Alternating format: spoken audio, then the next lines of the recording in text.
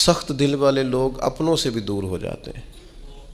وہ رشتے، جن رشتوں میں حسن پایا جاتا ہے، جن رشتوں میں قرار پایا جاتا ہے، جن کی وجہ سے انسان کو اللہ تعالیٰ دنیا میں سکون عطا فرماتا ہے، ان رشتوں سے بھی انسان دور ہٹتا ہے۔ کیوں؟ کہ دل سخت ہے، مزاج تلخ ہے، طبیعت ترش ہے۔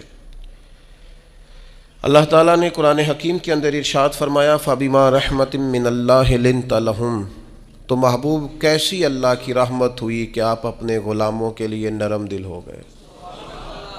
یہ جو آپ کے مزاج میں کرم آیا، رحمت آئی، آپ اپنے غلاموں کے حق میں اس قدر زیادہ نرم ہوئے، یہ اللہ کا خاص انعام ہے امت کے لیے۔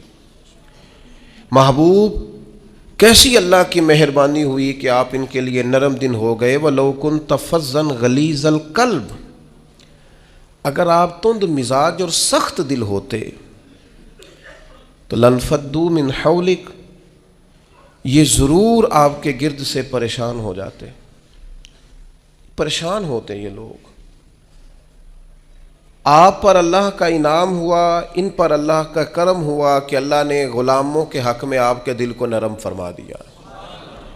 میں نے دیکھا ہے نرم دل آدمی بعض اوقات کچھ نقصان بھی اٹھاتا ہے، دھوکے بھی کھاتا ہے، سیاست کا شکار بھی ہوتا ہے، لوگ اسے استعمال بھی کرتے ہیں۔ نرم جو ہوا، لوگوں کا خیال ہوتا ہے کہ دیکھا میں نے کس طرح سے اس کو بنا لیا ہے اور کس طرح سے میں نے کام لے لیا ہے۔ نبی کریم صلی اللہ تعالیٰ علیہ وسلم نے فرمایا مومن نرم دل ہوتا ہے، اور لوگ اسے بیوقوف سمجھ لیتے ہیں۔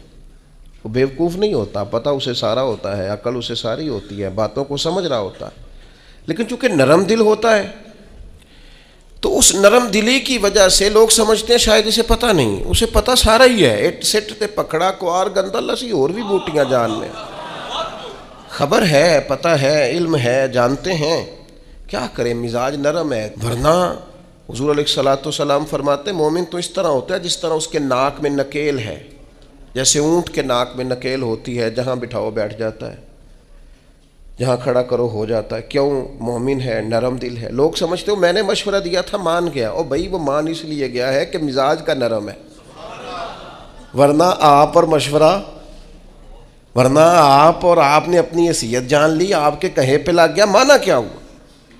وہ تو مزاج میں نرمی ہے، طبیعت میں نرمی ہے۔ آپ یقین کریں کچھ لوگوں کو 1.5 منٹ میں یاد کرایا جا سکتا ہے کہ آپ کیا کہہ رہے ہیں، انہیں سمجھایا جا سکتا ہے، انہیں 1 منٹ میں بتایا جا سکتا ہے کہ آپ چالاکی کر رہے ہیں، آپ تیزی دکھا رہے ہیں، آپ کی حیثیت کیا ہے۔ لیکن کیوں نہیں ایسا ہو سکتا کہ اللہ نے کامل مومن بنایا ہوتا ہے بعض لوگ، ان کے مزاج میں نرمی ہوتی ہے، اللہ کی عطا ہوتی ہے، سب پتہ ہوتا ہے، لیکن وہ جانتے بوجھتے ہوئے اگر چشم پوشی کریں، پردہ پوشی کریں تو یہ تیری چالاکی کا کمال نہیں، یہ ان کے ایمان کا نتیجہ ہے کہ وہ اپنی نرمی کی وجہ سے۔ حضرت عبداللہ ابن عمر رضی اللہ تعالیٰ عنہ کا جو غلام نفل زیادہ پڑھنے لگ جاتا نا، عبادت زیادہ کرتا، تو حضرت عبداللہ ابن عمر اسے آزاد کر دیتے۔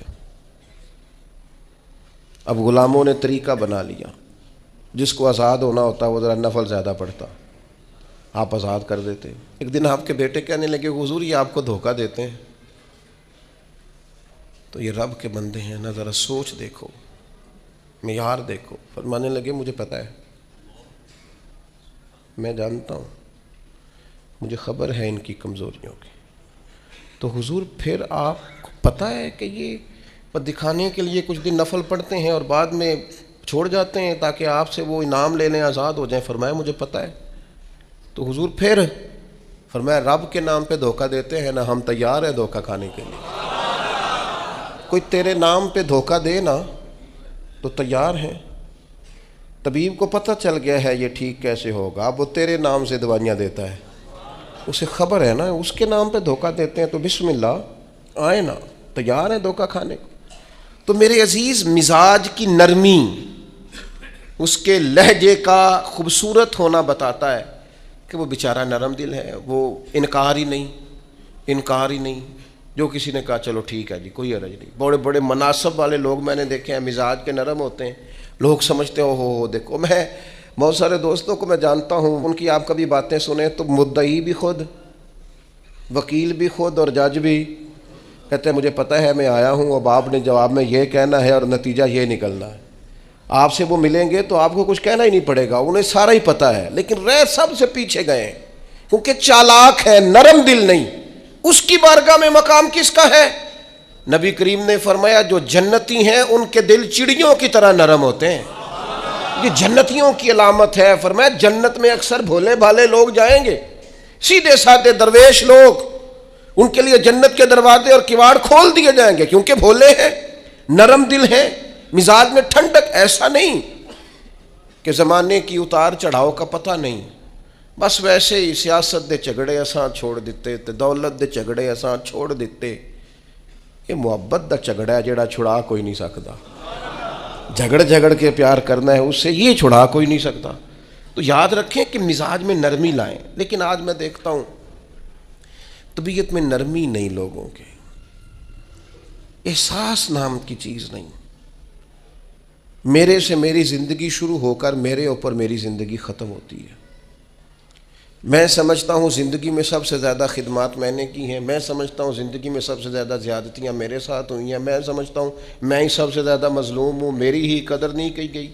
ہم سب اسی ذہن کے ہو گئے، صرف ہم ہی تھے جو ٹھیک تھے، باقی جو ملا غلط ہی ملا۔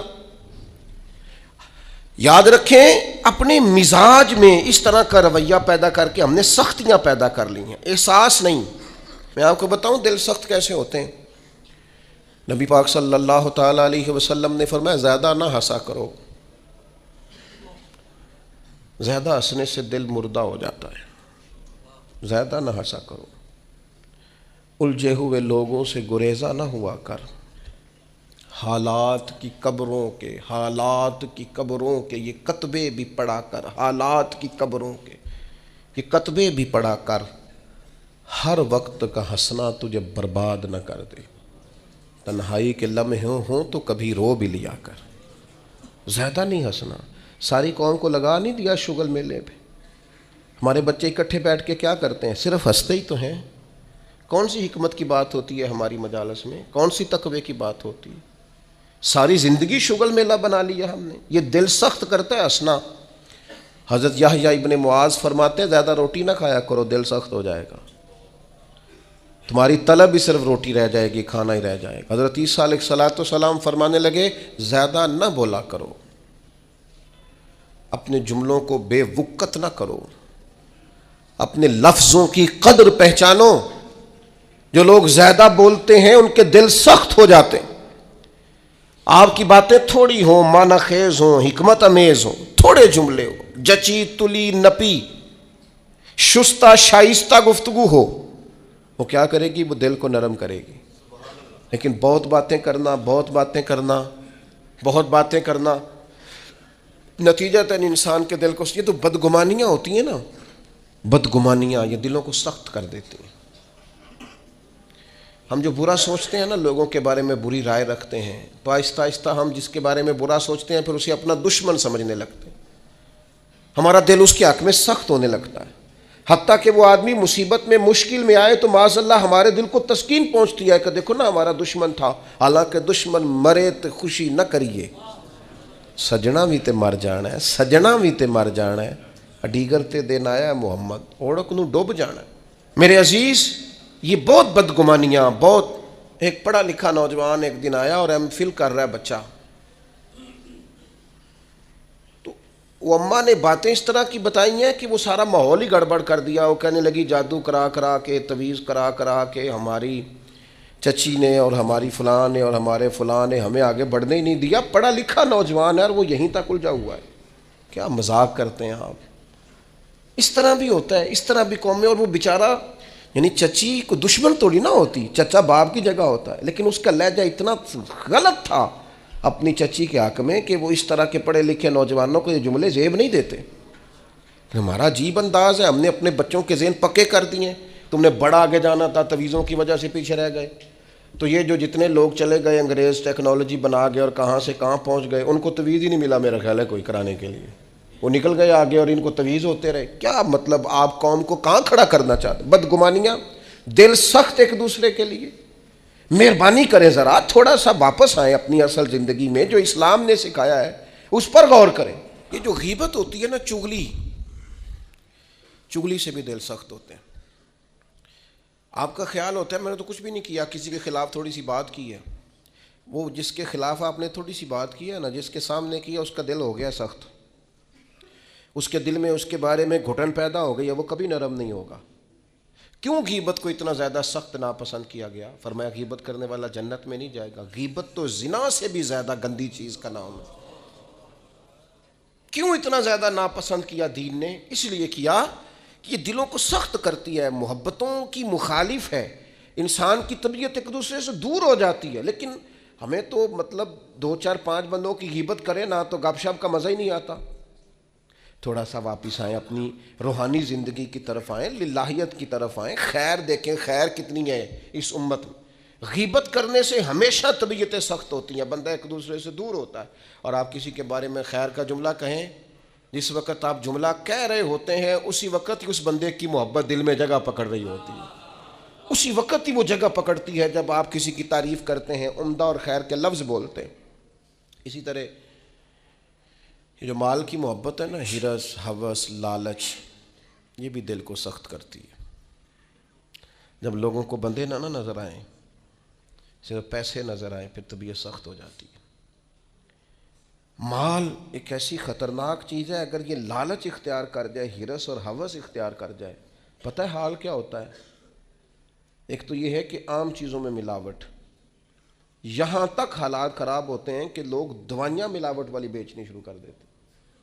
ان کو پتہ ہے میں زندگیوں سے کھیل رہا ہوں معاذ اللہ، لیکن وہ کتنا کچھ سخت آدمی ہے، اس کا دل کتنا کچھ سخت ہے کہ وہ لوگوں کی صحت سے کھیل کر مال کما رہا ہے۔ آخر اپنے ضمیر کی عدالت میں تو کھڑا ہوتا ہوگا نا، رات کو اسے نیند بھی تو آتی ہوگی نا، وہ کبھی اللہ اکبر کہہ کے نیت باندھ کے رب کی بارگاہ میں بھی تو کھڑا ہوتا ہوگا۔ کیسے جواب دے گا اللہ کے حضور؟ اپنے آپ کو کیسے مطمئن کرے گا؟ اتنا سخت ہو گیا ہے کہ لوگوں کی زندگیوں سے کھیلنے لگا ہے، مال کی محبت میں، ہرس میں، ہوس میں، اتنا دل سخت ہو گیا۔ یہ چیز سخت کرتی ہے دل کو۔ اس لیے ہمارے بزرگوں نے لکھا ہے کہ کچھ نہ کچھ پیسے کبھی کبھی چھوڑ بھی دینے چاہیے، کہنا چاہیے بس بھئی آج اتنی کمائی ہو گئی کافی، بھئی ابھی تو 2